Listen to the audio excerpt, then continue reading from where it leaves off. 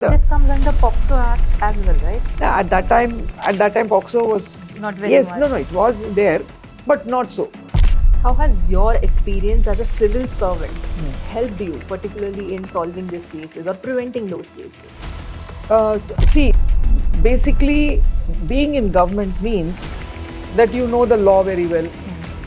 You know how to navigate a case, right? Then you also have a good standing in society. So if you ask somebody, they are willing to respond. It's a fact. I don't know whatever is the state of the service today or not, but so sometimes modeling, then dating apps, all these are helping victimization for sexual exploitation. Any particular instance or any particular scenario that you would like to share that you've covered in the book as well? See, most of these cases are happening, these problems of human trafficking. So which are the states here? Delhi, Maharashtra, Kerala, Meghalaya. What are the 3 priorities Indian government should have in mind right now or going further in terms of combating? See, I think how to monitor these digital crimes. That's what. See, prevention in the when you're saying in the घर से कोई बुलाया मत जाओ, कोई stranger के साथ मत जाओ. Social media में stranger ही है. All are strangers. There is a covered crime. You don't know who they are. So that kind of prevention will not work here. We have to tell them, don't give your details on the social media, Instagram. Don't interact with strangers on social media. And okay, don't get addicted to social media. So you have to link IT Act, ITPA Act, POSCO Act. Now ITPA Act, police have been doing. Now IT Act has to be linked, and digital evidence, digital forensics is going very critical now. So capacity building for all these new things is going to be most critical. If you didn't address this problem, you will continue to have human trafficking, unmitigated disaster. That's true. What are the kind of cases that you get? See, the first case that I was working in these schools and telling them, okay, I'll do extracurricular activities for the children. So some of these schools agree. They're all government schools. I never went to private schools or schools where they pay a lot of fees. I went only to government schools, corporation schools, state government. So I told them we will do some extracurricular activities. So I started teaching them, say, gardening, painting, yoga. So after 3 o'clock, we used to get these teachers so I was paying these teachers to go and do in the schools. And paying from your own fund? Yes. Okay. Exactly. First time I started with my own fund because trust had not come by then. After COVID only, this whole thing became institutionalized. So in one of this thing was about drug addiction hai madam school mein, you must do something about it. So I knew the police people, so I contacted the police people. So we said the police will provide the peripheral security for the school and the school teacher, and I had one excellent NGO. Excellent NGO means I know them from very long when I was in the Ministry of Women and Child. So we got them, and we every Tuesday 3 hours session on drugs for the children. And in a class, there will be something like RS sections in one. That is the kind of population many of these schools, whether it was primary or higher secondary and all that. So we did it every Tuesday for 6-7 Tuesdays. That was started in February and went on till March. And March 10th, lockdown. March 10th, COVID broke, and 22 March, lockdown. So we completed the course. So then immediately I put 2 counselors in the school and said that, see, now people will start coming and telling you from where they are buying this, in what form is the chocolate coming. They'll give you all information. So you put counselors, because most of the children used to come to school and only sleep, not bothered about marks, not bothered they are failing. Parents also did not bother, all many dysfunctional families. So this 2 counselors were there. Even the teachers could not handle a drug addict in the school. Oh my God. Right? That is incapacity level. So the counselors were, provided the necessary professional support for the school. So in that, one girl came and said that she is being abused by her father since childhood. Oh. She was a 10th standard student at that time. Oh. and 10th or 11th, I can't. No, 11th. She was in 11th at that time. So then, then we didn't know. She said in 10th standard she had an abortion. So the mother knew about it. She had a brother in the house, and this man, she says, later when she gave testimony before the court, she said, "I've never seen my father with clothes. Every night she had to sleep with him." So that was the terrible case, and it's really, it breaks your heart. Now this girl, we helped her to take she came into 12th standard, made her take the exam. The father and mother both were sent to jail, and the father... The mother knew about it. Mother knew about it, she was not telling. And she was sleeping with the boy, the father was sleeping with the daughter. So in this situation, COVID came. After that, I lost contact with these principals because they were all very busy doing online teaching. So they had to prepare the syllabus, all those things. So it became very difficult for us to keep any touch with them. February 22, so this 1 year had gone. 2020 we detected, 21 no contact, 22 February 5th. One of my senior colleagues said, "Bhamathi, what are you doing? I want to help any of your victim. Can you tell me somebody?" I said, "Sir, I'll find out." Then it struck me about this girl only. Okay, case of sexual exploitation within family, but in normal course, she would have gone into prostitution also. So I found out from the teacher, principal, I talked to her, remember what happened to this girl? He said, "Main kya bataun? This girl is coming on the Facebook with her father and mother. I mean, I don't know, they are on parole. Parents are on parole, and this girl is going to a home.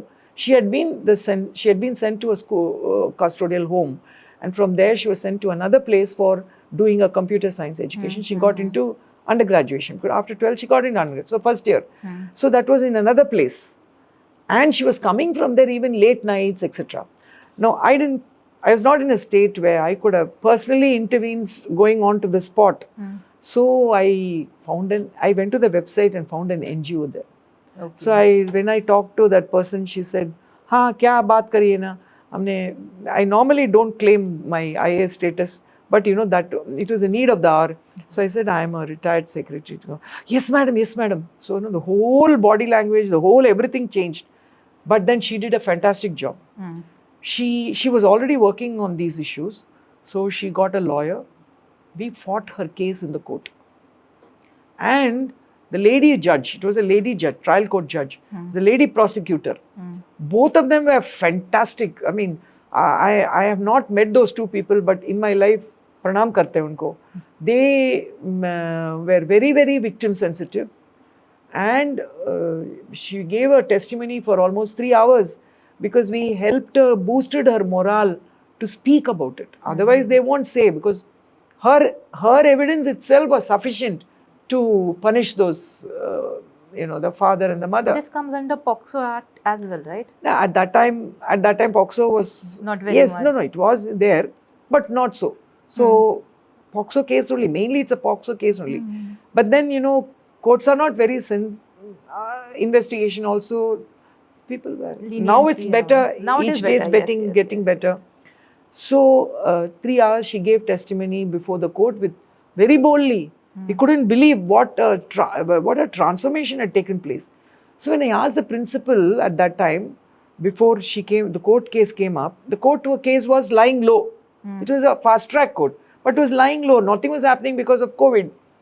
Right. But by that time, COVID was receding. At that time, the impact was there. So courts had started slowly.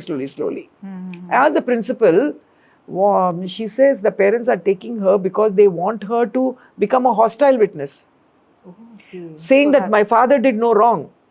Okay. Right. So that was the time where we had to intervene with immediacy, with a sense of urgency. So I located this NGO, and then I asked the principal, how old is she? She said on April 10th, she's going to be 18. So which meant that we had to go through the examination, cross-examination, etc. and her evidence, Before everything. 18. Before that. Because after 18, not that the case would have gone wrong, but she would have not have said anything against the father. Look at that change. Between February and April, the girl was made so empowered to speak against her father and tell exactly what happened. it was a matter where if anybody had been there, you would be crying, because it was very heartbreaking to see this, wrenching really. Court then, April 29th, the entire hearing had been completed in March itself. That was the speed with which the court also functioned. Yes, functioned. Interestingly. April 29th, I was in one of this podcast in DD was doing it. When I came out, I got a message saying that death penalty for the father and life imprisonment for the mother. Oh my God. That was remarkable. I mean, that was one thing that I can. So, her brother, her parents were going to jail again. So, the brother was left behind. So, I took care of the brother, put him in an institution where he could also continue his studies. But the parents and others did not allow this girl to interact with the brother, saying that it's because of her that we are facing all these problems. Oh. So, by the time she was in that college, in another place, in a hill station actually, and there she was coming at dead of night and all that. So, we convinced her that you should not be doing all that. We built the relationship with her, paid her fees, that whatever fees was there. And then now after last year, I was told that she's finished, she's got a job, and she also found a partner. She wanted to, so we told her, see, he should know everything about your case. No, he knows everything and I want to get married. So she sort of, that is one case which is very inspiring. And this one case. So it was this is how, everywhere, the whole thing is, you don't need big institutions and stuff like that. If you can bring change in the life of one child, and that has to continue. Right. Another child, she had taken pesticide. She was in 9th standard. She had taken pesticide. She commit suicide. And then from somewhere I got this message. Okay. See, these things are coming very randomly. No, I never go and ask for children. No, I don't do that. Randomly it comes. Name comes and says, can you support? So I said, yes, I can support. So this changing these lives, and we don't have to do for a whole lot of people. I don't know whether somebody has a capacity, let them do it. I may not have that capacity, but I want to look at every child turning a new leaf. So many children, mostly I support girls. There are less boys, more girls. How has your experience as a civil servant helped you, particularly in solving these cases or preventing those cases? See, basically, being in government means that you know the law very well. You know how to navigate a case, right? Then you also have a good standing in society. So if you ask somebody, they are willing to respond. It's a fact. We have to admit that. I don't know whatever is the state of the service today or not, but even now we get a lot of. Secondly, we are informally also we can find ways of supporting them. Formal is one. Going to a home, you need to go through CWC. All that is one side. But informally also, all these things, the informal channel. Everything that was motivated because you wanted to do it, the will to do it. If you have the will, you have the way. So in every case, there was the will and there was a way. I say each is an independent, unique story. There is no method in any of it. No method, no sort of laid down SOP, guidelines, nothing. Case-to-case basis. Everything was a case-to-case basis. Because in government, you will need more uniformity of dealing with. But in my case, I whatever helped. There was a child, in November I got to know, I was somewhere abroad. So I had done a session on trafficking in that law university, on disasters and human trafficking for teachers. So that session, they found it very useful, and many of them were reliving their own sexual exploitation experience in their past, I was told. So that session, somebody was there and she called me when I was abroad. She said, there's one girl I found in a particular railway station. It seems she has run away from home for the 6th time. I told the GRP, RPF people, they have taken her to the police station. I don't know what to do with that girl. So we went through the whole process of going to the CWC, mother and father, both dysfunctional family, father drunkard, father fighting all the time, and only grandparents and fathers, sisters taking care of her and all that. And she was a very brilliant student, and she started performing very badly. So around the COVID time, she was always first in class, but this girl became a emotional wreck, psychological wreck. Okay. So what we did was, I formed a group. I had a counseling friend, a friend who's a psychiatric expertise, Psychology. and another NGO who's working with children. So it took a lot of time, a lot of process to put this group together. So the counselor was visiting me. I am paying the counselor. I was paying the counselor for every sitting. Okay, so formed a WhatsApp group, and we used to coordinate as to how this whole thing has to be done. So the counselor would go to our house, do the counseling, family counseling, even parents ke saath bhi, not parents so much. We told her she should not go to her parents till she comes to a little bit of normalcy. And the other NGO went into art therapy. So when in the CWC, I said, what do you know to do very well? She said, I like art, drawing. And she showed what she had drawn. So I told these people that there's this talent in her, let's see how she. So the NGO put her in a special art therapy, which is extremely healing for her. The child enjoyed being in that art therapy, and this counselor was also very good. So we were 3 people from there, and then there were 2 people who were supporting directly the child, and we were overall coordinating the whole thing. So I didn't pay for the art therapy because the NGO said we will do that. Now this lady was being paid counseling from my side, and after that, now she became a bit okay. We were monitoring her psychological status, mental status, emotional status, and then she said, no, I want to go back to studies. So the school where she went, the teacher said, I cannot take this girl back because she beats up everybody. She's very violent. She became very violent because of circumstances. Yes. So then she said, no. So finally, this girl went to a school which is for men for deaf and dumb. So I said, no, there should be no stigma on her later that she's gone to this kind of school. But she enjoyed the school. She's studying there. Day before yesterday, so we've had 5 sessions and now 8 sessions of counseling and art therapy once a week since March for her.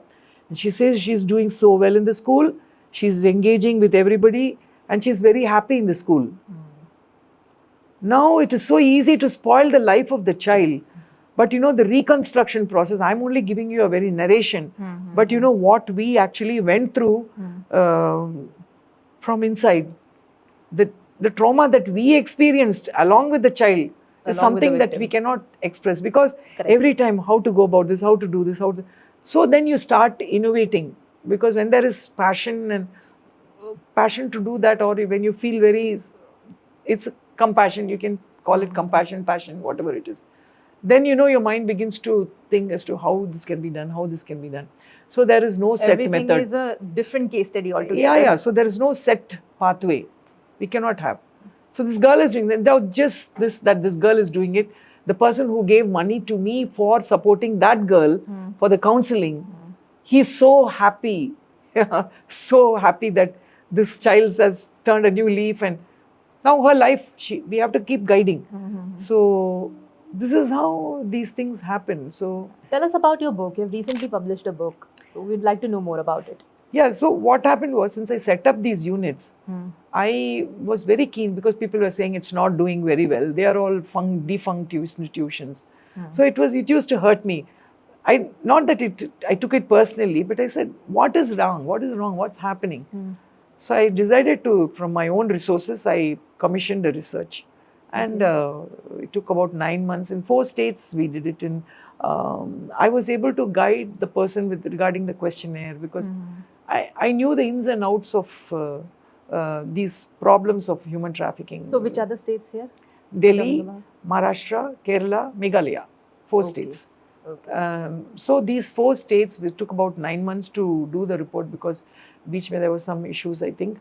And when the report came, I did it. So qualitative, it is not a quantitative, not that kind of quantitative study. Just to look at, so we covered about 5 or 6 anti-human trafficking units in these 4-5 states.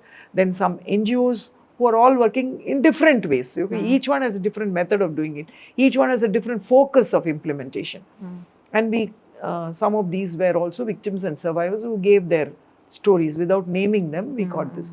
So this report is something that I was keen on documenting something to understand for myself as to what is happening. So that's how this report got published about 3 days back. Okay. Any particular instance or any particular scenario that you would like to share that you have covered in the book as well? See, the most of these cases are happening is because of, you know, poverty in the family, one, and also social getting into trapped in social media. That is digital. So they are being contacted because they're volunteering a lot of unnecessary information about themselves. People whom they don't know, interacting with them. So then they take them, and then after that they ask them to contact physically. So initially it's digital, then they contact, and then they are gone. So then how they come back, in many cases they have been rescued also. But those who were trapped because of digital, exploitation, it's very difficult for them to come out. So these girls have come out, and some of these units, police officers have done extremely well. In one case, he said he wanted to marry the girl whom he rescued, but she didn't. She refused. So all these things are happening, and in Kerala and all units are doing extremely well. Okay. There are problems, there are gaps. The basic gap now is trafficking is now more technology-enabled, cyber-enabled trafficking. The new age human trafficking This is digital more era. digital. Okay. That is the problem, because you won't be doing all those old cases where, you know, physically trafficked and all that. So this is now digital, and it's extremely difficult because How to these units have to do it. How to monitor, like, you know, these digital crimes? That's what, see, prevention in the when you're saying in the घर से कोई बुलाया मत जाओ, कोई stranger के साथ मत जाओ. Social media में stranger ही है. All are strangers. It's a covered crime. You don't know who they are. So that kind of prevention will not work here. We have to tell them, don't give your details on the social media, Instagram. Don't interact with strangers on social media. And, you know, don't get addicted to social media. Now, social media means they go into some site where they get linked with pornographic sites. And they are, they say, okay, come out with me. And there is a consent. Now, many cases are coming. Says, he had my consent for having intercourse. So, right? And she says, courts say, if they have gone by consent, even if it's a child, some of the courts have said, no, don't take action. Let them live happily. So, these sort of things, in many cases, they leave them and go. There was a girl who, in Tamil Nadu case, she was going in the auto rickshaw. Parents were sending her by auto rickshaw to school. And the auto rickshaw fellow was okay. And she had a mobile in her hand. Now, there was one other guy who was coming in the auto rickshaw along with sitting next to the driver and telling, messaging her, because he had her number from the auto fellow driver. Okay. So he's saying, you look, boy, very cute. So she used to be very happy. So these kind of conversations. And one fine day, she just ran away with him. Okay. So phone was used in that case, right? So sometimes modeling, then dating apps. All these are helping in victimization for sexual exploitation. Because they are all, then once they go into compromise, when they go into situations where it's vulnerable, because they've already taken pictures of them in nude and, you know, sexually explicit. And then blackmailing them. Then they blackmail them, and then they get drawn into that black hole. After that, they cannot come out. So every child who's made to perform on a webcam, using a webcam, all this is technology now. Right. She performs, and then that one film goes to hundreds of customers. Pornography, and she has to perform for all of them. And it's online brothels now. What you're having now is online brothels. Right. And it's window shopping. They will show all these girls and say, I want this girl, I want this girl. This is what is happening in the digital world. Right. Now, it's the dark web. You know, the dark web and the deep web and all that. You don't know their IP addresses. So and now there will be no new laws required to combat these kind of we have the IT Act, which takes care of some of these sexually explicit material. All that is covered under the obscenity and all that is there. But platform accountability has to be enforced. platform has to be accountable. Right. So that is something that is more voluntary than anything else, because in deep web, what happens is a message will, a picture will come, a sexually explicit material will come. Then when you start enforcing, it'll pop up in another site. So it's like 100-headed Ravan type of thing. No, you Hydra-headed. From one place, there will be another place still showcasing. Yeah. So they don't go, they are embedded. So it is not possible to exterminate these messages, Entirely, right? yes. So that is one. So you have to link IT Act, ITPA Act, POSCO Act. Now ITPA Act, police have been doing. Now IT Act has to be linked, and digital evidence, digital forensics is going very critical now. How did you track this person? How do you prove whether these images are acceptable in evidence? All these things are issues will come up. So capacity building for all these new things. For all these new things is going to be most critical. If you didn't address this problem, you will continue to have human trafficking, unmitigated disaster. That's true. So what are the 3 priorities Indian government should have in mind right now or going further in terms of combating? See, I think first thing is to, government is doing a lot on digital awareness in schools and colleges. But one thing that I'm getting here from the colleges is that after COVID, children don't want to sit in classes and study. They want online only. Even colleges, schools, they're saying this. People don't want to. Why you want to listen to a teacher in class? The teacher is also not inspiring, I suppose. Maybe. So, those problems are, coming up. So, digital safety is going to be the prime of prime importance in this. And at home also, how much of checking you have to do, the screen time and all these regulating skills. So parents, schools, all these will have to come together and do it. It's not possible for the police to intervene in a home and say, so if he says your child did all this, you allowed your child to do it and now she's suffering. Parents are also consenting. I have to do my role. So he will do his investigation role. If he is not equipped to do investigation, the case is gone. In one case in college, the principal called, because I addressed in that college. In all these issues I addressed. She called up one day and she said, my first year BA student is missing from college and mother is calling, she's coming and crying, I don't know what to do. Where should I take? What should I do? I said, you give a FIR. You give an FIR, I'll get the police to do the investigation. Yeah, mufti mein aayenge, civics mein aayenge, they won't come in uniform. All that we said, the mothers, and because mother's working in Puducherry and grandmother's, she's with the grandmother. And from that area, she has gone. And till that evening she was there, nobody knew anything about it. Suddenly she sends a message on the phone saying that I'm going to be marrying this guy, don't bother to look for me. So I was telling the teacher, your student association, your teacher, none of them knew that this girl was on the wrong track, or even her own peer group did not know about it. She had kept it away from all of them also. So lot more interaction and lot more communication is required to see what is happening in their inner lives. Right. And what is their mind? And what is their mind? If they're not performing, is it distraction because of boyfriends? Those sort of things. There's nobody who's going out of the way. I have a teacher, I will teach and go. As a mother, I have to pack a tiffin box, I cook food for her, I give her uniform, I buy her dress and then she goes to school. Rest is teacher's job. No, it doesn't work that way. I mean, they all have to do their job much beyond what, normal grooming is required. So I think this case that we never found the child. No, the child was not found. Despite the fact, because they were not willing to come tell the police. The service provider could have been contacted and they would know from where the phone call came. So even the parents were not very much keen. No, parents said it will be a stigma on me. What will I do? I don't want this case to go to the police. I don't want to be part of any criminal case because she has to go to the lawyer. She has to spend money on the case. All these things are there. No? So she gave up the case. The mother gave up the case. College also couldn't do anything more than that. The mother is herself not consenting. What could the college do? So many such cases are, galore.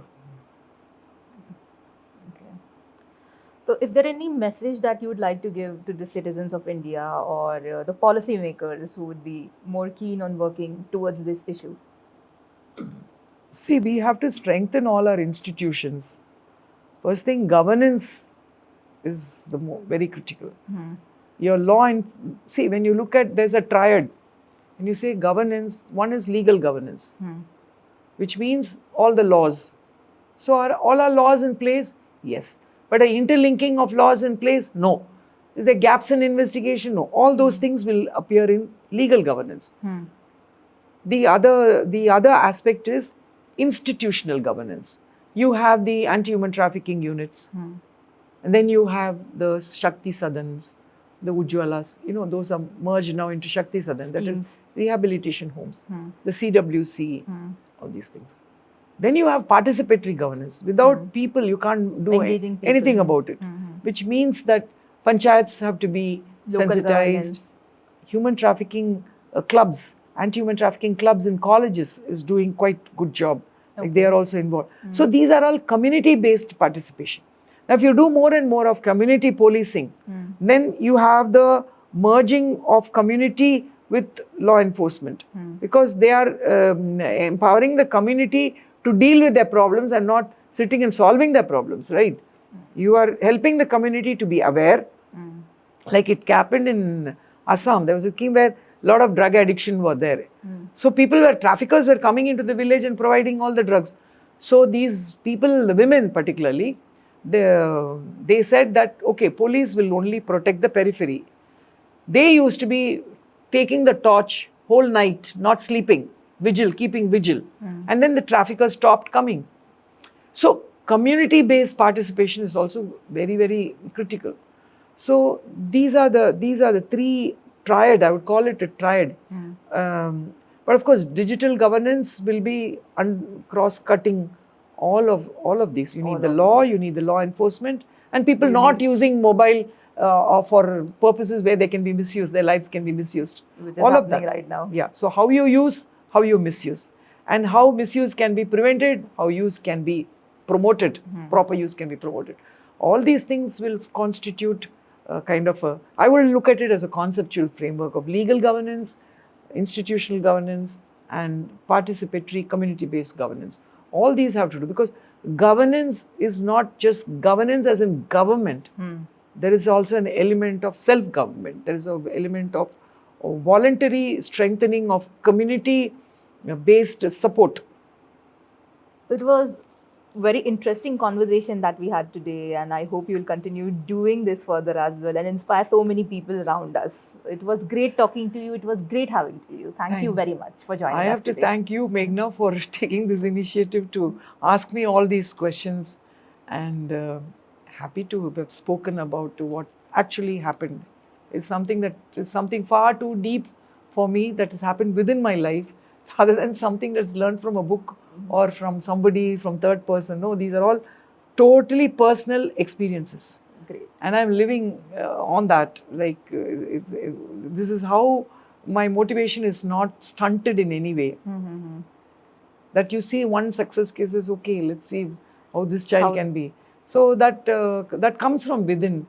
None of this, it's all totally your inner journey. For me, it's not an external journey at all. It's an inner journey. So thank you so much.